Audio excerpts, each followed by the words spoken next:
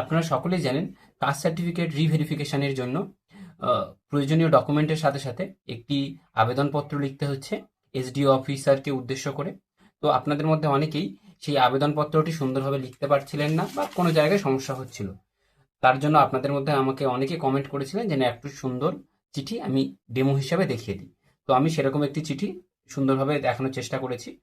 তো প্রথমে আপনারা কি করবেন, দেখুন একদম হুবহু এমন লিখতে পারেন, শুধু এখানে যে জিনিসগুলো আপনাদের চেঞ্জ করতে হবে সেই জিনিসগুলো একটু ভালো করে খেয়াল করে নিন। যেমন to the sub divisional officer, এইখানটায় আপনারা এইটাকে চেঞ্জ করবেন। এই জিনিসটা এখানে আপনাদের এসডিওটা যে ঠিকানায় রয়েছে সেই ঠিকানাটা দেবে। আমাদের এসডিও যেমন বারুইপুরে রয়েছে তাই আমি বারুইপুরের ঠিকানাটা দিয়েছি। তারপরে এইখানে এখানে আপনার নামটা দেবেন। এখানে আবেদনকারী মানে যে আবেদন করছে বা যার কাস্ট সার্টিফিকেটটি রিভেরিফিকেশন হবে এখানে তার নামটি দিয়ে দেবে। তারপরে এখানে সে যদি ছেলে হয় তাহলে সন হবে, মেয়ে হলে ডটার হবে। ঠিক আছে, এই জিনিসটাও খেয়াল করবে। তারপরে এখানে তার বাবার নাম দিয়ে দেবে, এইখানে তার পিতার নামটিকে দিয়ে দেবে। তারপরে যদি একটি আসি, সে কোথায় রয়েছে তার ভিলেজের নাম এখানে দেবে। এই যেমন দেখো ভিলেজ বলে আমি এখানে আমার ঠিকানা দিয়েছি, তো তোমরা তোমাদের ঠিকানাটা দেবে। পোস্ট অফিসের নাম দেবে, পিএস বা থানার নাম দেবে।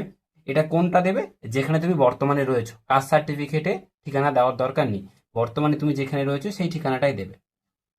তারপরে আসার পরে এইখানে তোমার কাস্ট সার্টিফিকেট নম্বরটা দিয়ে দেবে।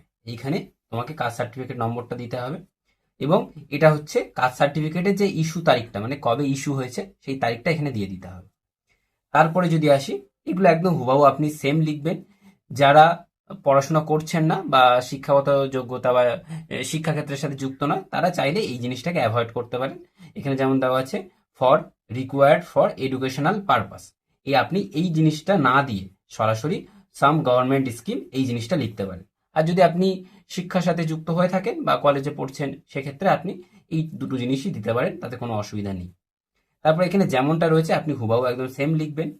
তারপরে এইখানে এই জিনিসটা একটু ইম্পর্টেন্ট রয়েছে, এইখানে আপনাকে আপনার নামটা লিখতে হবে। নামটা কিন্তু অবশ্যই আপনি সিগনেচার করবেন। দেখুন নাম লেখা মানে হচ্ছে আপনার নামটাকে জাস্ট ক্যাপিটাল স্মলে লিখে দেওয়া, কিন্তু এখানে আপনাকে সিগনেচার করতে হবে, মানে সই করতে হবে, স্বাক্ষর।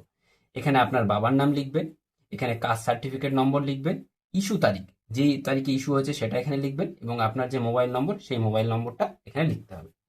আশা করি এই জিনিসটা আপনারা বুঝতে পেরেছেন যে চিঠিটাকে কেমনভাবে লিখতে হবে। তো যাদের মনে হচ্ছে একটু স্ক্রিনশট তুলে নেবে বা এটাকে পজ করে আপনারা চাইলে এটা লিখে নেবেন। তাহলে দেখা হচ্ছে পরবর্তী নতুন ভিডিওতে। ততক্ষণ পর্যন্ত আপনারা ভালো থাকুন।